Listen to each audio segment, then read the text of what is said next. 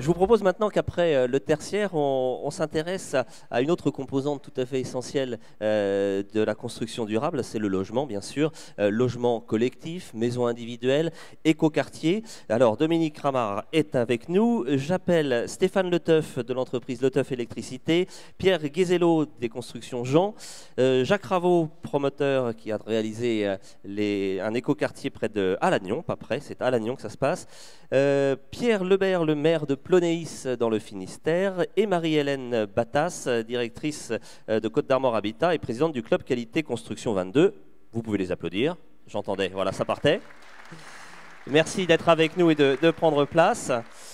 Et je vous propose, en guise d'introduction à cette deuxième table ronde, eh bien, là encore, de découvrir en images des exemples concrets de réalisation. Nous allons aller à Champy, à Aradon et à Saint-Brieuc.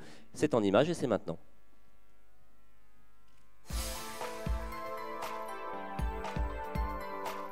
À Champy, tout à côté de Rennes, nous partons à la découverte d'un immeuble d'habitation moderne et innovant, avec des appartements qui s'ouvre sur une grande serre bioclimatique.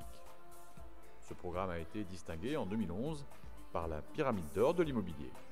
La société Cardinal a travaillé sur ce projet dans une démarche globale de développement durable. D'abord, on a pensé au tri des déchets, donc afin d'avoir le moins possible de déchets sur le chantier. Donc, nous avons adopté la mise en place de 4 bennes, donc DIV, bois, gravat et acier, avec une entreprise qui n'était pas trop éloignée du chantier, donc pour trier les déchets et recycler au maximum ce qu'on pouvait donc développer sur le chantier. Donc ensuite, pour l'utilisation justement de matériaux spécifiques sur le chantier et le moins défavorable pour l'environnement, nous avons utilisé une huile végétale qui était donc de meilleure qualité, donc aussi bien pour les hommes que pour l'environnement. C'est un produit qui peut être beaucoup plus facilement recyclé. Et enfin, avec l'ensemble des corps d'État, nous avons mis en place sur ce chantier ce que nous mettons aussi en place sur l'ensemble de nos opérations, ce que nous appelons la réception de support. Donc, ce qui permet d'améliorer l'interaction que nous avons avec l'ensemble des corps d'État, donc afin d'améliorer la qualité et le déroulement de l'ensemble du chantier, ce qui permet d'avoir des relations meilleures avec les autres corps d'État. Donc, par exemple, sur ce chantier-là, avec l'entreprise de menuiserie extérieure, nous avons réceptionné l'ensemble de nos ouvertures en termes de dimension et de qualité, et afin d'obtenir et d'optimiser l'étanchéité et l'air de l'opération qui respecte, donc qui rentre dans une démarche de développement durable. Nous partons maintenant dans le Morbihan, à Aradon, tout près de Vannes, pour rencontrer Pierre Guézelot, directeur d'une entreprise de maçonnerie. Depuis quelques années, il réfléchit à l'évolution de la construction et à la montée en compétences de ses équipes. C'est la 3e maison passive, donc sans chauffage traditionnel, selon la formule qu'on réalise. Donc des maisons qui ne se chauffent qu'avec un petit poêle. Donc c'est une maison d'environ 150 mètres carrés habitable qui aura un petit poêle en complément de chauffage. Ce type d'habitation, moi j'y travaille depuis 6 ans à peu près. À force de recherche, il a fallu que j'en fasse une première, ça a été la mienne, qu'on a fait labelliser sur les meilleurs labels européens, dont le BBC, allemand, suisse. Et donc maintenant, on est passé, on va dire, dans une phase de commercialisation, puisque depuis 2-3 ans, les gens sont prêts à entendre qu'une maison peut se passer du bon type de chauffage. Ma venue vers ce type de bâtiment vient de 2 parties. Le travail en équipe, et qui dit équipe, dit les gens qui nous entourent. Hein. Donc ce qu'on peut voir derrière sont des entreprises locales. On est basé à Crac, menuisier de Crac, couvreur de Carnac, et on peut continuer comme ça. Quasiment toutes, à part la première maison, la double flux, qui est un métier un peu nouveau, toutes les autres, mais la recherche c'était de fonctionner avec des entreprises locales. Dans le développement durable, il y a durable, donc moi il a fallu que je trouve des moyens pour valoriser les qualités de mes compagnons. Donc voilà, donc c'est le principe constructif de notre activité, c'est l'ossature en dur et l'isolation par l'extérieur en complément. Après, le dur peut passer du béton au béton cellulaire à peu près, l'isolation par l'extérieur, polystyrène, bois, laine de bois et parpaing de chanvre. Tout ce qui peut se développer aujourd'hui avec la recherche première de la qualité, de la recherche du pont thermique, de l'efficacité de l'enveloppe. Nous, on est basé sur l'enveloppe. Continuons notre route de l'innovation à Saint-Brieuc cette fois. C'est en cœur de ville que Thierry Penouette souhaitait construire sa maison. Professionnel du bâtiment, il a été sensible au concept de maison passive et a choisi ce mode de construction. J'avais besoin d'une maison sur Saint-Brieuc. J'ai consulté un architecte lagnonnais, Boris Lenohan, qui m'a dessiné une maison. Et un jour, en réunion à la Fédération du bâtiment, on a parlé des maisons à énergie positive. Ça m'a intéressé. Du coup, j'ai consulté un bureau d'études thermiques, Thermic Conseil de Trégueux, qui a regardé les plans qui avaient été faits par l'architecte et qui a trouvé que la maison était vraiment faite pour faire de l'énergie positive. Donc on s'est engagé dans le process. Les calculs ont été réalisés, tout collait bien, les façades n'ont pas été modifiées par rapport à ce qui avait été fait au départ. Et donc du coup, on est parti sur les maisons à énergie positive. Le problème de la maison à énergie positive, c'est le problème de TIC, les températures intérieures de confort. Nous avons été obligés de mettre en place un refroidissement passif qui est complètement innovant, qui prend du frais dans la terre ou dans les semelles de la maison et qui ramène du frais dans les plafonds. Ce qui fait qu'on peut gagner 4 à 5 degrés pour un coût de 1 € à peu près par saison en Bretagne. Voilà, je n'ai pas compté le nombre de fois où les termes innovation, innovant ont été prononcés dans ces petits reportages, mais à coup sûr, c'est quand même un fil rouge tout à fait significatif. Néanmoins, l'innovation, c'est pas toujours simple, hein, Stéphane Le Teuf, je me tourne vers vous. Vous dirigez l'entreprise Le Teuf Électricité à Lorient et vous avez réalisé la première maison BBC, c'était au milieu des années 2000. Première maison BBC de Bretagne, en tout cas à coup sûr de Bretagne Sud, hein, ça vous en êtes certain. Et racontez-nous comment ça s'est passé, parce qu'à l'époque, il fallait peut-être un petit peu inventer les systèmes qui allaient avec, justement, pour se lancer dans un tel chantier. Donc la maison a démarré en 2008, livrée en juin 2009.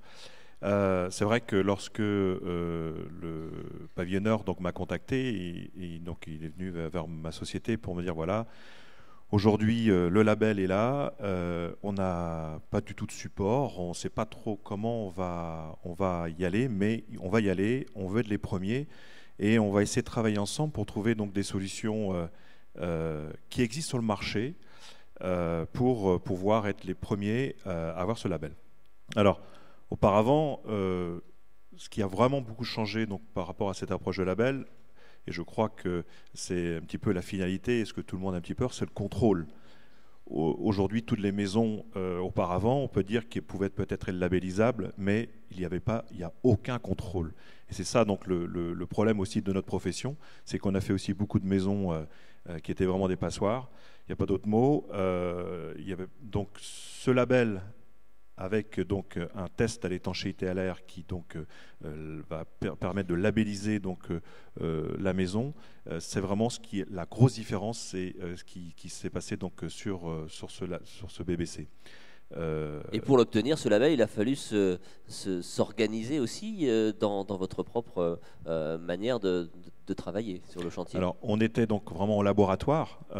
Comment, donc, avec l'appui d'un bureau d'études, quelles étaient les solutions existantes pour pouvoir obtenir ce label. Donc, on a bien sûr mis en place une isolation renforcée. On a passé 2 fois plus de temps, parce que vraiment on démarrait, on ne savait pas trop comment s'y prendre avec donc ces fameux films complémentaires. Donc c'est vrai que cette expérience nous permet maintenant de répondre plus rapidement, parce qu'on était vraiment en test, en phase de test. Le client nous a fait confiance.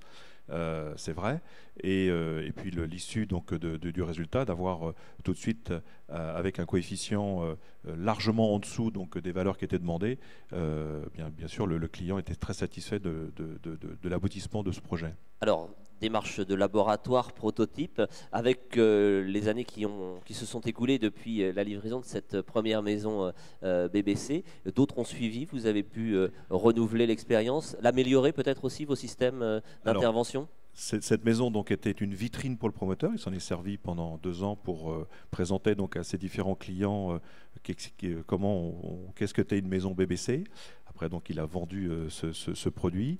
Maintenant aujourd'hui, avec ce pavillonneur, on va dire qu'on a industrialisé le système, mais on est revenu peut-être même en arrière.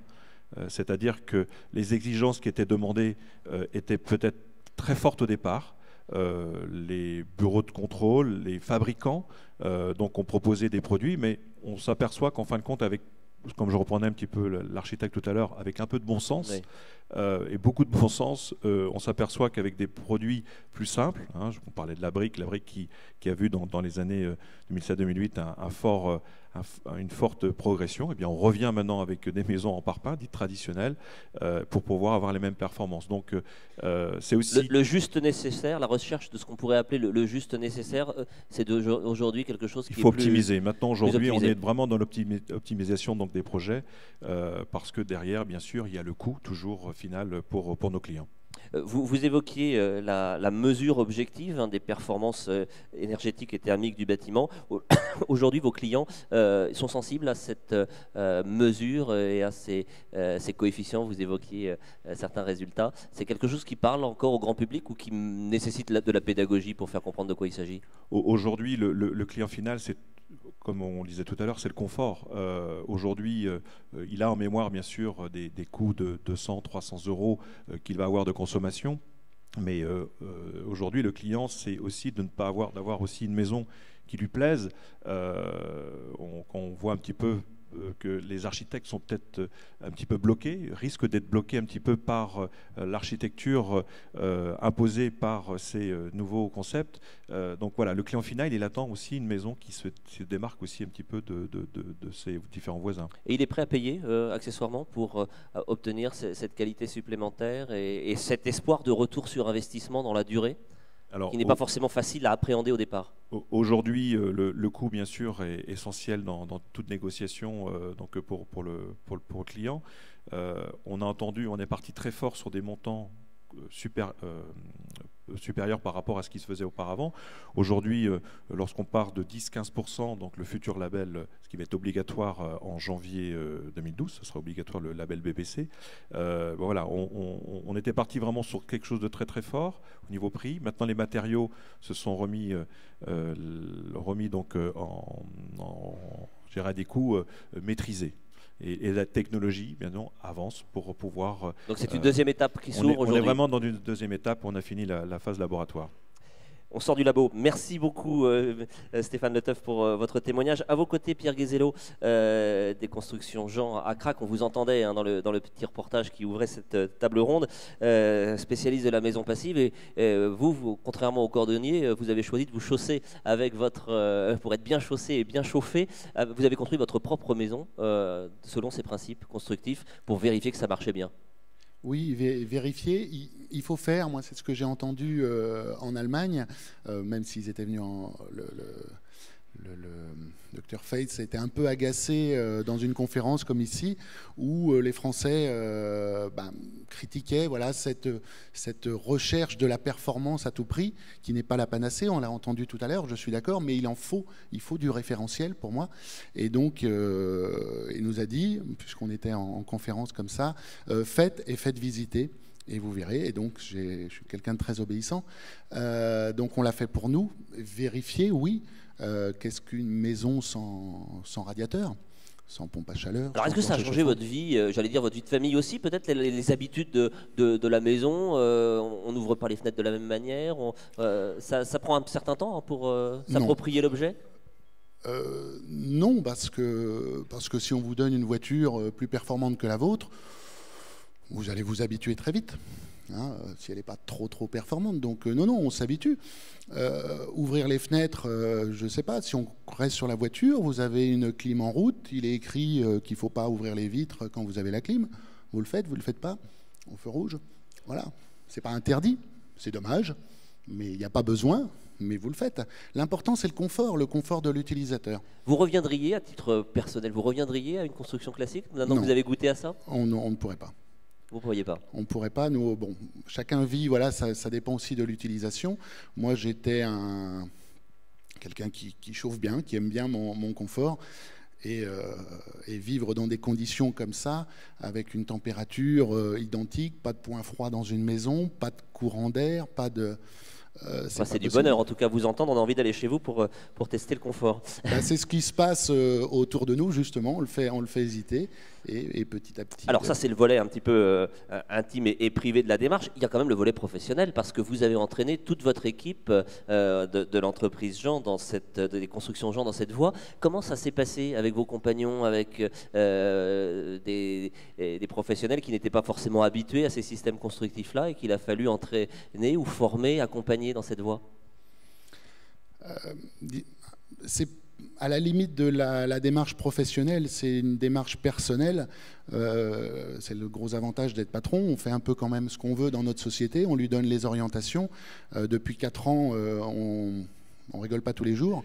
Il faut avoir un but, avoir un objectif, et faire ce qu'on fait de l'alimentaire à des prix très tirés. Franchement, ça ne fait pas rêver. Donc il faut avoir un but. Après, que ce but devienne un atout commercial, parfait, c'est vrai que ça le devient aujourd'hui, mais c'est pas ça, c'est aussi de la recherche.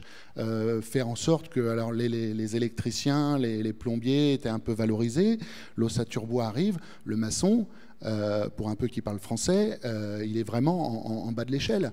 Donc revaloriser une profession de ce type, c'est un challenge. Nous, on était spécialisés dans la pierre, on l'est toujours. Plus personne ne veut de mon parement-pierre à 300 ou 400 euros le mètre carré. À moi, chef d'entreprise, de valoriser le savoir-faire pour le vendre.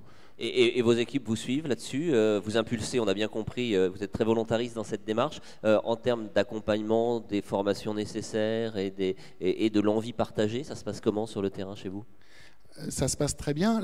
La difficulté, c'est que... Alors, c'est caricatural évidemment, on leur apprend à réfléchir, c'est-à-dire qu'on leur apprend à se demander comment le charpentier va travailler, les réservations que l'électricien ou le plombier ne nous a pas données en temps normal, donc à lui d'y penser pour que personne casse le travail de l'autre. Donc, tout il y a une ça, forme de responsabilité plus grande sur le chantier, travail d'équipe, coordination. Bien sûr, alors la maison performante remet vraiment au cœur la maîtrise d'ouvrage, la maîtrise d'œuvre, c'est elle qui donne. Par contre, les entreprises, les conducteurs de travaux, comme on a pu voir tout à l'heure, amènent leur savoir-faire, doivent proposer, doivent amener les solutions aux donneurs d'ordre, et le résultat, c'est sur le chantier. Et on parlait de prototypes, il faut prévoir tous les détails. Par contre, il faut aussi apprendre aux compagnons sur place à s'adapter s'il y a besoin à la marge. Parce que la moindre petite erreur peut être... donc il faut lui apprendre à avoir cet esprit critique. En tout cas, votre témoignage prouve qu'il est possible, dans une entreprise de la taille de la vôtre, d'effectuer cette évolution, cette mutation, cet accompagnement, et du coup, pour le plus grand bénéfice de votre activité économique également. Il ne faut pas calculer depuis 5-6 ans que je suis sur cette démarche, depuis 3 ans où on la met en œuvre sur le terrain, il ne faut pas calculer le retour sur investissement. Il serait sans doute sévère. J'aurais peut-être dû me battre plus tous les jours pour aller faire du parpaing ou de la brique, puisque c'était la mode, c'est déjà passé. Donc voilà, il faut vraiment voir au-delà. Ne pas regarder ce qu'on a tous les matins devant soi, le faire bien, c'est le principal, la survie de l'entreprise, mais il faut regarder au-delà. Et même un peu au-delà de ce qu'on parle avec les Finergie Plus, ou voilà, mettre des barres, mettre des référentiels. On est capable, les gars sont capables d'y aller. C'est un vrai challenge aussi pour l'entreprise. C'est une manière de se dépasser et de donner un objectif et un but. Il faut se valoriser, il faut trouver des modes de fonctionnement. Et c'est vraiment très intéressant pour les gars. Et on voit tout autour des entreprises avec des chefs d'entreprise qui sont peut-être un peu moins volontaires. Les gars font le travail. Et ça commence à percoler, d'équipe à équipe, on en parle, et ça avance dans le bon sens. Merci beaucoup Pierre Guézelot pour votre témoignage. À vos côtés, Jacques Raveau, vous êtes promoteur privé, vous avez réalisé un éco-quartier à Lannion, l'éco-hameau je cherche son nom, vous allez m'aider, de Quérivon, c'est comme ça qu'il s'appelle. Les hameaux de Quérivon. Les hameaux de Quérivon. Et avec une dimension d'éco-quartier assez importante au regard des projets d'urbanisme sur la commune de Lannion. Aujourd'hui, les habitants, les premiers sont là, ça vit, on s'approprie aussi des solutions qui n'allaient pas forcément de soi au départ. Racontez-nous. Eh bien, nous, le développement durable, ça a été un choix délibéré. On a choisi effectivement de construire des maisons à ossature-bois, BBC, et qui remplissent, qui répondent en tout cas aux objectifs d'aménageurs que nous sommes, d'un site de 20 hectares que nous maîtrisons effectivement à Lannion. C'est très important par rapport effectivement au marché de Lannion. Donc à ce jour, nous n'avons réalisé que 36 maisons sur un permis groupé qui en comporte 66. Donc 36 maisons qui sont toutes locatives, 18 maisons que nous avons développées avec le système cellier, 18 maisons locatives, et 18 maisons donc, que nous avons vendues à un bailleur social dont la représentante est présente à cette table. Voilà, Côte d'Armor Habitat est représentée par sa directrice Marie-Hélène Battas. Voilà, donc il y a effectivement aussi une dimension de mixité sociale dans votre projet. Tout à fait, dans nos objectifs. Oui. Comment ça s'est passé justement? On évoquait avec les professionnels de la construction à l'instant la nécessité de s'approprier de nouveaux usages de bâtiments, etc. Vous avez fourni un mode d'emploi? Il y avait une notice pour prendre les clés chez vous? Justement non. C'était peut-être une erreur parce que j'entendais M. Jean parler des efforts qu'on était capable de faire lorsqu'on avait une voiture un peu plus performante. Mais il y a une différence entre un propriétaire, j'imagine, et un locataire. Et le locataire ne fait pas cet investissement et on a connu quand même pas mal de petits problèmes pour la prise en main de ces maisons par les locataires, à la fois dans les logements celliers et à la fois dans les logements du bailleur social. Ce n'étaient pas des maisons à proprement passives dans votre cas? Ce sont des maisons BBC qui répondent à la réglementation, effectivement, RT 2012. Qu'est-ce qui a posé problème? Qu'est-ce qui était le moins spontané? Ce qui a posé problème, c'est par exemple le fonctionnement du chauffe-eau solaire. C'est l'utilisation, puisque dans notre objectif, on a la récupération des eaux pluviales. Et qui servent à alimenter une partie du réseau intérieur, c'est ça? Oui, c'est ça. Ça alimente les sanitaires, le robinet de puisage qui sert à laver les sols, à arroser les jardins, et puis la machine à laver le linge. Et ça, effectivement, ça a posé pas mal de problèmes. On a dû intervenir de façon assez... Parce que les gens n'avaient pas confiance, disant je ne vais pas faire ma lessive avec de l'eau de pluie, c'est ça? Non, je crois que nous, on n'a pas fait ce qu'il fallait qu'on fasse, c'est-à-dire on n'a pas formé, effectivement, ou en tout cas on n'a pas informé, surtout informé les locataires, on ne les a pas pris en main pour que effectivement ils puissent faire fonctionner cette maison correctement. Mais maintenant, ça y est, c'est réglé. Alors voilà, vous anticipez la question que j'allais vous poser. Il y a quand même le recul d'une année à peu près oui. Pour les premiers occupants. Donc ça y est, maintenant, l'appropriation est complète. C'est plutôt bien, encore que les gens ne se rendent pas tout à fait compte, parce que j'avais un locataire qui me disait qu'il avait une note d'électricité qui était considérable. Et qu'on lui avait dit que le chauffage, c'était 200... On nous aurait menti, alors, c'était 200 et quelques euros, on a menti. Sauf que je lui ai dit, nous, le chauffage, la production d'eau chaude et solaire, le chauffage et gaz. Donc la facture d'électricité n'a rien à voir là-dedans. Donc c'est plutôt la consommation que vous faites et qui justifie ces 750 euros par an plutôt que le système que nous avons mis en place. Quoi. Donc les gens ne sont pas encore informés de la façon dont ça marche, tout à fait. Quoi. Et alors, en tant que promoteur, vous avez donc fait ce choix d'un écoquartier, d'un éco-hameau. Sur le modèle économique que vous avez développé, c'est quelque chose qui peut se développer, que vous allez poursuivre. On est aussi encore un peu dans le laboratoire, pour reprendre la formule de Stéphane Le Teuf chez vous? Non, on n'est pas vraiment dans le laboratoire, parce que nous, on a fait appel à des entreprises qui se sont avérées extrêmement compétentes, extrêmement efficaces. Moi, j'ai été le choix de l'ossature bois.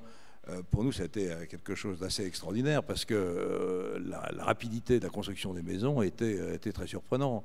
Moi, j'ai vécu la période des modèles, la période des composants, la période de la préfabrication, la période de tout ça. Et avec le système du bois, on a une synthèse de tout ça puisque c'est vraiment un système de construction qui permet de préfabriquer à la demande. Ça, je trouve ça fantastique. Je crois qu'on a là... en termes d'économie de chantier, c'est tout à fait remarquable. Oui, tout à fait, tout à fait. Donc c'est à suivre. Peut-être Dominique Ramard, avant qu'on poursuive ce tour de table, un petit commentaire, une réaction, une analyse de votre part par rapport à la fois à ces témoignages d'entreprise qu'on sent très, très engagés.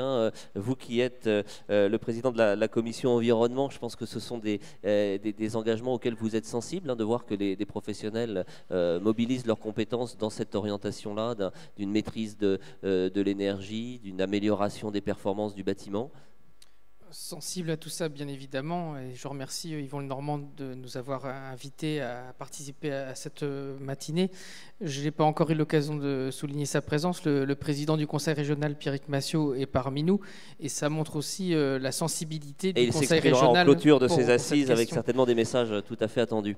Autant sur les lycées, j'aurais pu parler aussi de Marie-Pierre Rouget, ma collègue en charge des lycées. Sur cette partie consacrée plus particulièrement au logement, Béatrice Lemar, qui a en charge cette délégation, est aussi mobilisée pour que... Oui, c'est transversal hein, ce sujet. Il irrigue finalement dans tous les compartiments du jeu. Oui, on pourrait lister pratiquement tous les vice-présidents du conseil régional, voire peut-être même tous les conseillers régionaux, parce que vraiment, la construction durable, on en parle pratiquement tous les jours.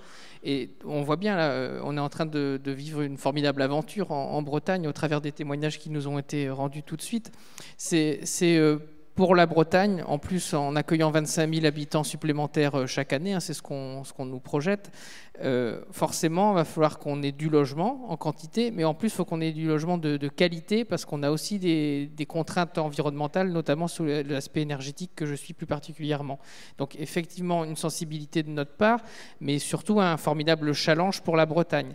Et un formidable challenge pour les entreprises. Moi, de ce que j'ai entendu, c'est qu'il y a des challenges en termes effectivement de référence, à la fois de formation, de technique, de matériaux aussi, de procédés constructifs. Donc c'est un challenge global, la construction durable, et c'est ça qui est passionnant. Merci Dominique Ramard. À vos côtés, Pierre Lebert, vous êtes le maire de Plonéis, une commune du Finistère. Et alors vous avez plusieurs passions. Hein. Vous êtes ancien agriculteur, donc la terre, les paysages et la ruralité vous parlent au cœur. Et puis vous êtes aussi passionné par l'urbanisme, par la dimension de l'habitat et du logement social. Vous avez d'ailleurs réalisé sur votre territoire plusieurs programmes significatifs à l'échelle de votre commune en matière de logement social, et vous le faites en plus avec cette préoccupation d'introduire une dimension environnementale dans les logements que vous proposez à vos administrés à Plonéis. Racontez-nous comment vous faites tout ça. Vous savez, c'est une longue histoire. Et oui, elle est longue. On a commencé, avant qu'on parle de développement durable, puisque c'est une histoire qui a commencé en 1995. Lors de votre premier mandat. Qui correspond à mon premier mandat. Et j'ai eu la malheureuse surprise de constater que ma commune était en faillite. Donc, quand vous vous rendez compte... Vous ne l'avez pas dit avant? Non, mais quand vous vous rendez compte de ça, vous vous dites, bon, qu'est-ce qu'on fait maintenant pour remonter la pente? Et donc, avec le souci, comme j'étais agriculteur, puisque je suis en retraite aujourd'hui, je me dis, il faut qu'on essaye quand même de préserver la terre agricole. Donc, notre souci a été, comme la commune avait fait des investissements et surtout avait un coût de fonctionnement qui était important, nous on s'est dit il faut qu'on arrive à trouver une solution pour faire des choses qui ne coûtent pas trop cher et qui attirent les gens. Parce que ça faisait 20 ans que la commune était à 1300 habitants. On n'avait pas bougé, on était à 2, 3, voire 4 permis par an, hein, de 77 à 95. Et donc, et pendant cette période, tous les commerces avaient fermé. Donc il ne restait plus. Même le bar tabac, il n'y en avait plus. Si, il restait un bar tabac. Quand même, on est en Bretagne. Ah si, il reste quand même. Il en reste 3 encore. Donc l'idée, c'est de se mettre à réfléchir ce qu'on allait faire, sachant qu'on n'avait pas beaucoup de moyens. Et donc on a lancé une étude d'aménagement de la commune. Et on a pris un bureau d'études, donc un architecte, un géomètre et puis un paysagiste. Et je pense qu'on a eu un peu de chance de tomber sur quelqu'un qui aimait bien la nature. Donc on est parti de l'idée qu'il fallait faire des lotissements ruraux, donc contrairement à des lotissements urbains. Alors quelle était la différence? La différence était simple. On voulait garder des talus, donc faire l'infiltration de l'eau de pluie. Donc ça nous permettait, on supprimait tout ce qui était réseau d'eau pluviale, hein, que le strict minimum, hein, puisqu'on essayait d'infiltrer l'ensemble, et on laissait les bas-côtés sur les routes. Et, maintenant on appelle ça des nous, ça fait savant, mais finalement c'est du talus. Oui, voilà. On a fait des fossés. Mais je peux vous dire que ça pose quand même des problèmes, hein, parce qu'on a eu quelques soucis les premières années, parce qu'un talus, ça met quelques années. À partir du moment où on met de la végétation, il faut une dizaine d'années pour que la végétation prenne le dessus. Et après, le talus se gère lui-même. Hein. Expliquer aux gens qu'il faut laisser les herbes grainer pour re-ensemencer le talus, c'est quand même compliqué. Hein. L'écosystème du talus n'est pas une chose facile. Si vous voulez que les fleurs fleurissent au printemps, ben, il faut les laisser, il ne faut pas les couper en permanence. Et donc on a eu un mal de chien, hein, ça je peux vous dire, à faire comprendre aux gens qu'un talus, ce n'est pas une pelouse. Et donc on nous disait, il faut tondre, c'est... Bon. Mais aujourd'hui, au-delà de l'anecdote, on voit bien qu'il y a tout le travail de pédagogie, de sensibilisation qui est à l'œuvre et ça s'inscrit dans la durée, vous l'avez souligné d'emblée. Et donc on a eu aussi une grosse difficulté avec les propriétaires parce que à partir du moment où on avait décidé de faire ça, on a fait un schéma, on a fait un tas de réunions, on a fait une dizaine de réunions avec l'ensemble de la population et on a décidé au bout de la concertation qu'on n'autorisait plus les propriétaires à vendre aucun morceau de terrain. Ça fait drôle, hein. Les gens disent, oh là là, le maire ne veut plus qu'on construise, mais en fait, ce n'était pas ça. On leur dit, nous, on veut bien que vous construisez sur vos terrains. La seule chose qu'on vous oblige à faire, c'est de faire un plan d'ensemble sur l'ensemble de la parcelle. Pas de développement voilà. anarchique. Donc, on l'a fait. Et donc, et aujourd'hui, la population est revenue, c'est ça. On avait donc un autre problème à régler, c'est que en 20 ans, on n'avait pas augmenté de population, puisqu'on était resté autour de 1300 habitants. On voulait attirer la population. Et on s'était rendu compte, quand on avait préparé la campagne des municipales de 95, que les gens qui arrivaient à venir habiter au bourg, au bout de 3 ou 4 années, reconstruisaient dans le bourg. Et comme malheureusement Plonéis n'avait pas beaucoup de locatifs, puisqu'à l'époque on était plus à 95% de propriétaires et 5% de locataires, et sur les 5%, il y avait 4% pour le logement public et 1% pour le logement privé. Donc on s'est dit, si on veut garder des gens et faire revenir des gens, il faut construire du logement locatif. Et comme le privé ne voulait pas s'intéresser à la commune, on a décidé de faire du logement locatif social. Comme quoi c'est possible de faire en milieu rural du logement locatif social. Aujourd'hui, on va aller vite. L'état des lieux à Plonéis, il y a combien d'habitants grâce à cette reconquête? Vous êtes Aujourd'hui, enfin, le dernier recensement officiel, c'est 2011, c'est le 19 janvier, on était 2067. Mais là, on gagne 80 habitants par an. Et puis là, on a un programme de livraison de logements, d'une centaine de logements sur l'année qui vient là. Tout en préservant quand même, car je sais que vous y tenez, les terres agricoles. Donc c'est l'habitat dense. Vous arrivez à reconstruire Plonéis sur lui-même? Non. On a quand même mangé de la terre agricole parce qu'on ne peut pas faire. Ceci étant, on est à 700 mètres carrés de moyenne sur les lotissements nous venons de faire, hein, donc sur les 5 qu'on a fait.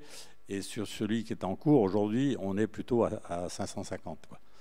Donc, mais là, on va continuer à manger, on ne peut pas. On était à un bourg tout petit, il y avait surtout beaucoup de gens dans le monde rural, hein, puisqu'on avait 75 exploitations agricoles en 75, il nous en reste 26. Mais là, maintenant, toute la population est au bourg, quoi. On a 90% de la population qui est au bourg. Avant, on avait la moitié. Avec les services qui sont aussi donc, à proximité. entre-temps, l'augmentation de population nous a permis d'augmenter les effectifs à l'école, puisqu'on est passé de 107 à 265. Donc, on est passé de 6 à 10 classes, voire à 11, sans doute. On a récupéré une moyenne surface de 800 mètres carrés, un coiffeur, la pharmacie. Il y a 2 boulangers qui sont revenus. Donc vous avez compris le message, hein. Venez à Plonéis, c'est ça? Il y a encore de la place? Non, il y a de la place.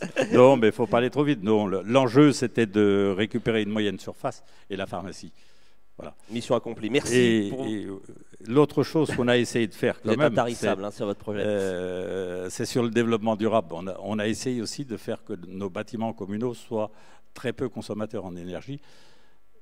Et donc, comme pour les maisons, les premiers lotissements qu'on a fait, on a fait en sorte que toutes les maisons soient tournées au sud. Et on a payé par la commune, un conseil, l'architecte a conseillé l'ensemble des gens qui sont venus construire à Plonéis pour l'orientation de leur maison. Ça ne s'appelle pas du bon sens paysan, ça non plus? C'est un peu comme on veut. Et donc, on a essayé aussi de faire en sorte que les accès au terrain soient tous placés au nord, de façon à ce que la partie vivable du terrain non construit soit au sud, quoi. C'est voilà. Comme dans l'éco-hameau de notre ami Jacques Ravaud. Je crois qu'il y a le même principe. Hein. Nord-sud, voilà. Ça compte. Merci beaucoup Pierre Lebert pour votre témoignage. À vos côtés, Marie-Hélène Battas, peut-être à la fois en réaction de ce que vous venez d'entendre et puis aussi nous dire comment vous travaillez sur ces problématiques de logement durable au sein de Côtes d'Armor Habitat, dont vous êtes la directrice. Et puis vous êtes aussi la présidente du club qualité construction des Côtes d'Armor, qui réunit, on le sait, plusieurs collèges et plusieurs professionnels autour de ces questions-là. Donc j'imagine que tous les exemples qui viennent d'être présentés dans cette table ronde, vous les connaissez, vous les vivez aussi sur votre territoire costarmoricain. Oui, tout d'abord en écho à ce qu'a dit Monsieur Raveau, c'est vrai que nous nous sommes portés acquéreurs donc au niveau du domaine de Quérivon de 18 logements sur les 36 qui ont été réalisés. Donc c'est un achat sur plan, c'est-à-dire en VFA.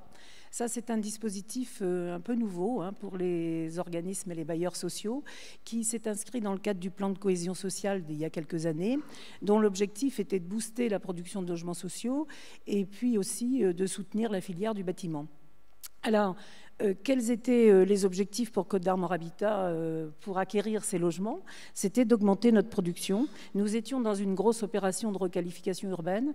On avait une grosse cité sur l'Agnon dans le cadre de laquelle on avait pour objectif de démolir 180 logements et d'en reconstruire. Ouais, démolition-reconstruction. Démolition-reconstruction. Donc pour nous, c'était une façon d'accélérer notre reconstruction de logements et surtout aussi, je dirais, de trouver des solutions pour faire en sorte que le logement social s'intègre harmonieusement dans la cité, c'est-à-dire démultiplier les sites. Alors l'autre axe... C'est éviter l'effet ghetto. Voilà. Ouais. Et l'autre axe prioritaire, c'était bien évidemment, qui préside à toutes nos constructions, c'est de participer de la mixité sociale. Alors là, c'était quand même une opportunité, puisque nous étions donc aux côtés de logements privés, comme toujours, je dirais, mais là, les bâtiments sont les mêmes. En fait, les maisons, les pavillons sont exactement les mêmes, qu'ils soient logements privés. C'est le secret d'un logement social réussi. Voilà. En face devant, c'est pas que c'en est un, c'est voilà. Ça, on dit ça donc, quelquefois. Traditionnellement, si vous voulez, on a toujours l'habitude, nous, de construire dans des lotissements, donc on participe de la mixité sociale, mais là, on va encore un petit peu plus loin, puisqu'il n'y a aucune différence architecturale. Vous voyez, donc ça, c'était un élément important. Alors, évidemment, l'autre élément qui nous a conduit à acheter ces pavillons, c'est parce qu'effectivement, ça s'inscrivait dans un écoquartier. C'était quand même le premier écoquartier en Bretagne. Nous étions, lorsque nous avons commencé à discuter, en 2008, en 2009, et nous avions déjà défini au niveau de Côtes d'Armor Habitat vraiment un axe politique d'anticiper sur la réglementation, de produire des logements qui soient plus économes en énergie. Parce que globalement, nos locataires ont des ressources modestes, donc nous devons de leur, je dirais, apporter un logement de qualité, mais aussi un logement à loyer modéré, mais l'usage modéré aussi. Voilà, le loyer modéré. Pour que le loyer modéré ait ses effets, il faut aussi que les charges soient le moins élevées possible. Et on sait bien que l'énergie, si vous voulez, c'est quand même le poste important. Donc ça s'inscrivait dans notre politique que nous avions donc initiée en 2007-2008, visant à faire tous nos projets en très haute performance énergétique ou en bâtiment basse consommation. Le résultat aujourd'hui, avec le recul de quelques années dont vous disposez, est au rendez-vous. Vous avez pu considérer que les objectifs étaient atteints, parce qu'on a entendu quand même dans le témoignage de Jacques Raveau que l'appropriation n'était pas si évidente que ça et que parfois notamment les locataires étaient un peu désemparés ou démunis face à l'usage qu'ils devaient faire de leurs nouveaux équipements. Oui, je crois que ça c'est une question fondamentale. Je crois que c'était déjà un challenge de relever pour dire qu'il faut arriver à faire du logement BBC et plus encore, d'anticiper et de produire vraiment des logements, mais encore faut-il effectivement que ces logements, il y ait un bon usage qui en soit fait. Donc de l'expérience que nous avons sur Quérivon, mais sur toutes les autres réalisations que nous avons fait en THPE et BBC, au moins maintenant 2 ou 3 ans de recul, nous avions mis, je dirais, en place un petit peu un dispositif pour que les locataires s'approprient ce logement. C'est-à-dire qu'on avait de la sensibilisation au moment de la remise de clés. Au moins 3 étapes de sensibilisation. On s'est rendu compte que c'était insuffisant. Parce que quand les gens prennent les clés, ils n'ont qu'une préoccupation. Oui, ils ne pensent pas à ça. Ils arrivent dans une nouvelle maison, ils sont contents, mais ils ne sont pas très à l'écoute, si vous voulez, des conseils qu'on peut leur donner sur l'usage du logement. Alors, c'est quoi le bon timing? Il faut revenir 3-4 mois plus tard? Il faut revenir, parce que si vous remettez les clés, par exemple, au 1er juillet, et qu'on parle comment on va utiliser le chauffage, etc., ça paraît un peu lointain. Ça n'intéresse pas vraiment les gens tout de suite. Ou alors, on leur explique, mais ils ne s'en rappellent plus. Donc nous avons décidé au niveau de Côte d'Armor Habitat, parce que c'est vraiment une question de fond, et je crois que c'était évoqué dans la présente table ronde, c'est vraiment la pédagogie et le bon usage, parce que si on fait des bâtiments qui sont économes en énergie, mais que le bénéfice n'en est pas tiré par les locataires, ça ne sert pas. Donc nous avons décidé... Ça peut même être contre-productif, parce qu'on peut dire de toute façon ça sert à rien, donc on ne va pas s'embêter. Oui. Donc nous avons décidé d'avoir recours à d'autres partenaires pour revenir auprès des locataires quelques mois après, et notamment au moment de la saison de chauffe. Voilà, au moment de la saison de chauffe. Et dans ce cadre-là, nous avons conclu, ou nous allons conclure des partenariats avec 4 entités aujourd'hui. Donc s'agissant du Trégor, puisque nous sommes dans le Trégor, nous avons travaillé avec Lannion Trégor Agglomération, qui va effectivement, avec des personnels qui sont formés spécialement pour ça, revenir vers les personnes et sous forme de, je dirais, d'ateliers collectifs, mais aussi je dirais, d'intervention individuelle. C'est-à-dire aller dans le logement, expliquer, répondre aux questions. Alors, nous avons travaillé comme ça sur l'ensemble du département. Nous avons, depuis plus d'un an et demi, conclu un partenariat avec ce qu'on appelle l'ABIEC, c'est l'Association des bénévoles des industries électriques et gazières. Ce sont des bénévoles. Voilà. Et là, ils tournent sur notre parc BBC THPE à peu près depuis un an. Et on se rend compte que, si vous voulez, c'est vraiment très utile, parce que je pense aussi que ce sont des professionnels qui sont plus écoutés que le bailleur. Vous voyez, et je crois que les gens, ils ont plus de temps, ils sont plus réceptifs, on choisit mieux le moment, et ça, je crois que c'est vraiment fondamental. Donc en tout cas, c'est une expérience à poursuivre, à partager peut-être aussi avec vos collègues bailleurs en Bretagne, en région, j'imagine. Oui, tout à fait. Je crois ils sont engagés dans des voies assez similaires aux vôtres. Bien sûr, je pense que, si vous voulez, tous les bailleurs sociaux aujourd'hui, et je crois que ça a été aussi la réflexion dans le cadre du club qualité, je pense qu'effectivement, il y a le bâti, mais il y a aussi l'appropriation par les usagers. Et puis, effectivement, c'est très important de se donner les moyens, effectivement, de faire passer ces messages pour que les objectifs soient remplis pleinement. Merci beaucoup Marie-Hélène Battas. Alors Dominique Ramard, on l'entendait dans ces deux derniers témoignages, l'implication des collectivités, et vous l'avez à juste titre souligné, est tout à fait déterminante. Celle des professionnels ne l'est pas moins. Et est-ce que la région n'a pas un rôle à jouer peut-être d'interface ou de coordination de ces initiatives de sensibilisation, de pédagogie? Comment travaillez-vous là-dessus? Moi, ce que je retiens de ce qui a été dit dans les deux derniers témoignages en particulier, c'est que la Bretagne est clairement pionnière en termes de construction. Encore une fois. Et d'aménagement. Parce que là, il y avait aussi un enjeu autour de l'aménagement. Comment est-ce qu'on va bien penser l'emplacement des bâtiments? Comment est-ce qu'on va penser donc l'usage des quartiers également? Donc là, il y a vraiment un rôle pionnier donc, que la Bretagne assume aujourd'hui. Et donc, le rôle pionnier, c'est bien tous les acteurs donc, de l'aménagement et de la construction. Il y a des architectes qui sont pionniers en innovant donc, sur le plan de la conception des bâtiments, des entreprises qui testent aussi des techniques, qui testent aussi des organisations de chantier. Et puis on a des commanditaires aussi qui, eux, donc, sont pionniers en innovant, en prenant des risques aussi. C'est pas toujours facile pour un maire d'oser aller vers de l'aménagement dit durable.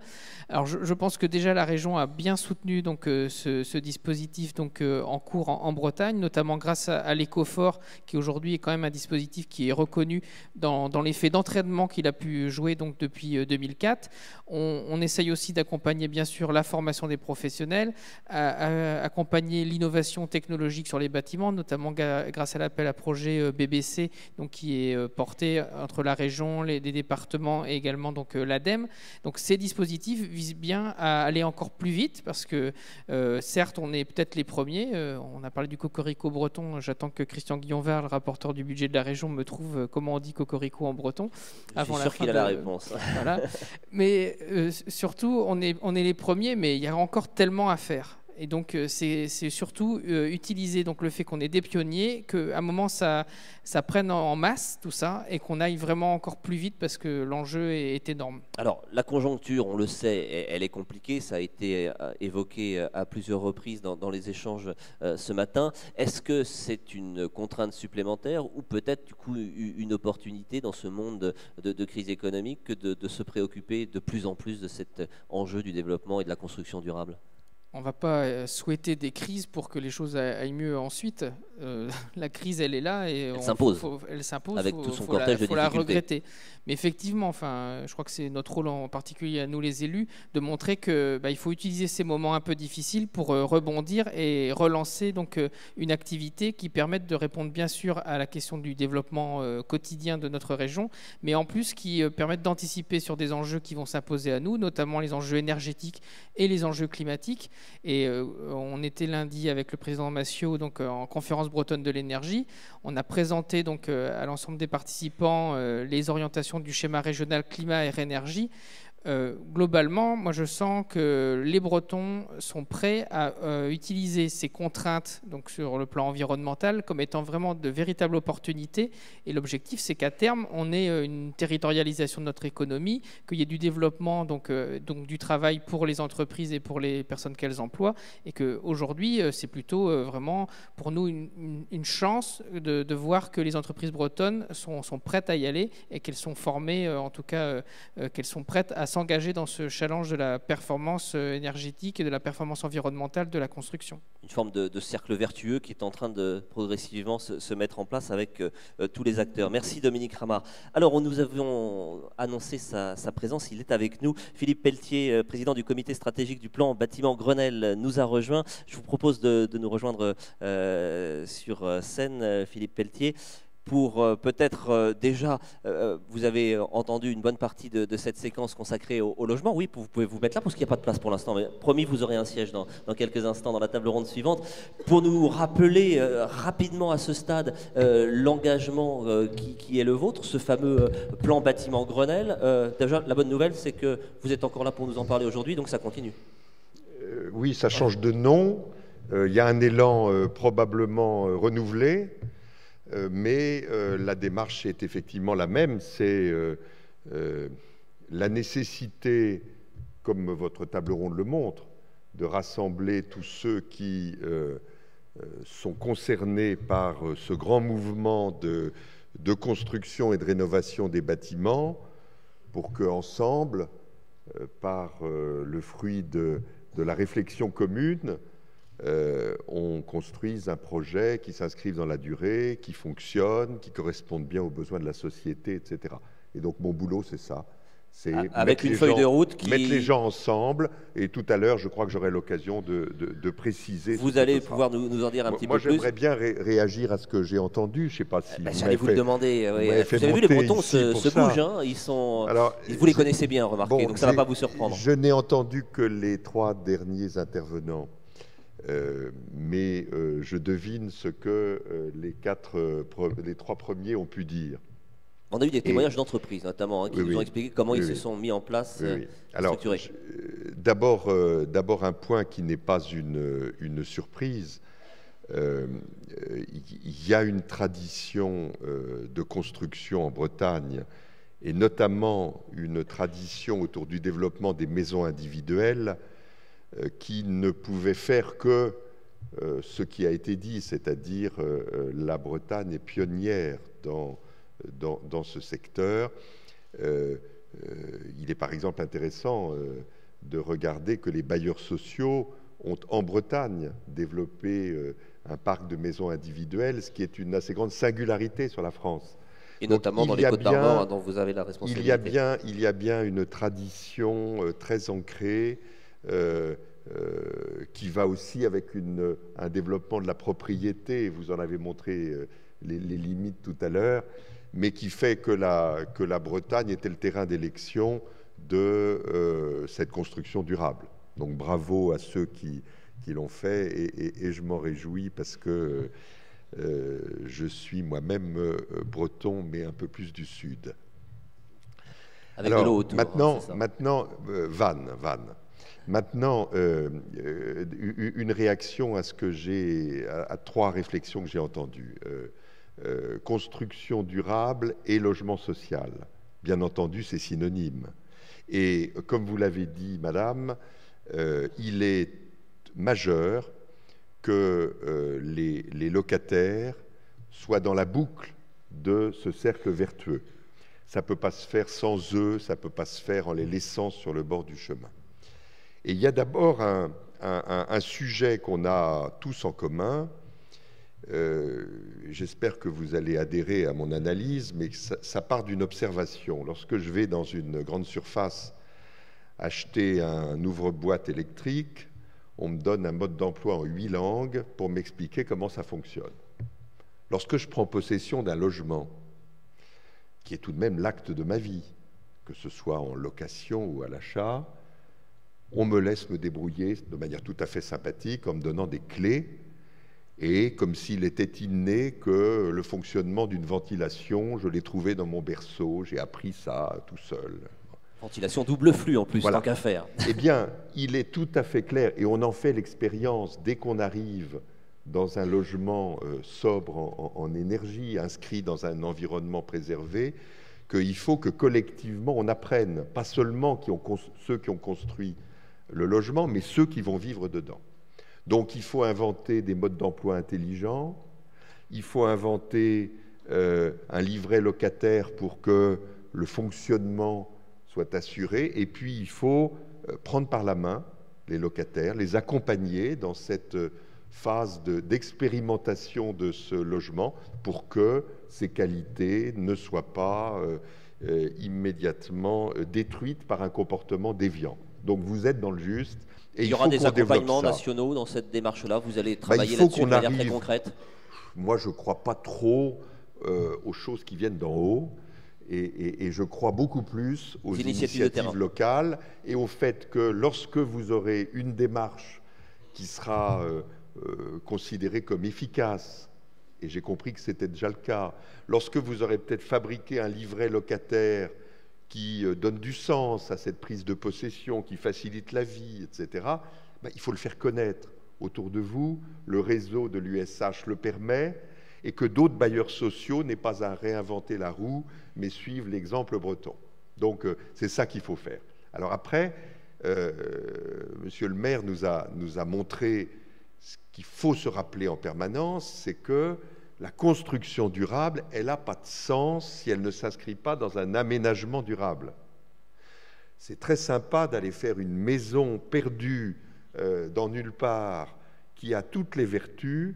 Si les occupants ont besoin de 2 voitures pour pouvoir fonctionner, l'avantage de gain d'énergie de la maison, il est boulotté par le coût du transport. Donc il faut inventer un habitat groupé, il faut resserrer vers les centres-bourgs, ce qui permet à la commune d'économiser les charges communes qu'elle va devoir mettre en mouvement pour desservir l'ensemble de son habitat. Et puis il faut que ces constructions durables, elles s'inscrivent dans un aménagement qui aussi répond aux mêmes qualités. Et l'histoire des talus, l'histoire de l'eau qui est filtrée par le talus, on a l'impression qu'on réapprend la leçon de choses de nos grands-parents. Et ben, il est temps de la réapprendre parce qu'on a fait collectivement beaucoup trop de bêtises et il faut arrêter ce cycle et revenir vers des choses raisonnables. Et puis le troisième message que j'ai entendu et que je vois de manière frappante par la présence du président du Conseil régional de Bretagne au premier rang de cette assemblée, c'est qu'on a besoin d'un chef de file pour que, à la fois, les forces économiques se mettent en mouvement, se mettent au bon niveau de formation, que l'ensemble des usagers, propriétaires, locataires comprennent l'intérêt de ce dispositif, que les collectivités locales suivent le mouvement. Il faut un ensemblier, il faut un chef d'orchestre. Et de plus en plus, mais je le disais dans le début de mon propos, de plus en plus, je pense que ce n'est pas à Paris que ça se trouve, qu'on est un peu loin du territoire, on est un peu loin des particularismes locaux, et que le bon niveau me paraît être celui de la région. Et donc moi je suis très heureux de voir un président de région qui s'engage sur ces sujets. Je le rassure, mais il le sait sans doute ce que je vais dire, il n'est pas seul en ce moment. Des présidents de région sont dans la même démarche de prendre un rôle accru pour accompagner notre mouvement. Et si on arrive à faire coïncider un rôle fort de la région avec une appropriation par les agglomérations et par un certain nombre de communautés de communes, on sera dans le juste parce qu'on arrivera à être efficace et à accompagner ce mouvement. Nous avons besoin de cela et c'est un des objectifs qui d'ailleurs m'est fixé dans ma lettre de mission, donner une assise territoriale au plan bâtiment. Merci beaucoup Philippe Pelletier, vous restez avec nous. Merci à vous pour votre participation. Dominique Ramard, vous restez encore avec nous pour la dernière table ronde. On peut applaudir nos intervenants de cette séquence.